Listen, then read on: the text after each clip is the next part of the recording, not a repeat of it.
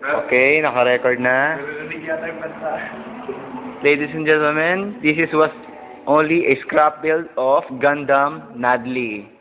First things first, ginawa lang po namin itong board sa cardboards. As you can see sa mga previous na gawa ko, still cardboards pa rin, die hard fan. Mentos na Even though yung feet is still a pan-Dynames, and also yung Dynames ito pa rin, under construction yung Dynames, and you can see yung Exia, nandun lang, nakatambak, but still, sinasabay po namin ang paggawa ng Nadli. Yung about sa head, ano lang po yan, RX-78 na Gundam, but hindi pa tapos siya totally, so gagawin pa namin siya ng pang Nadli.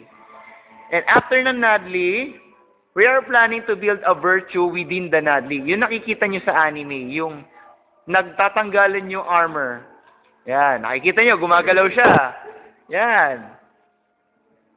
Yan, nakita nyo po yan, gumalaw yung kamay niya kanina. Subukan natin ang mobility ng dalawang arms. Galaw yun, ayan, oh.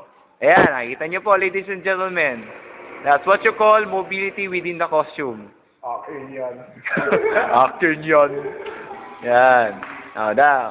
So, makikita nyo rin po ito sa con. So, thank you very much for watching and soon, papakita po namin ang finished product. Thank you very much.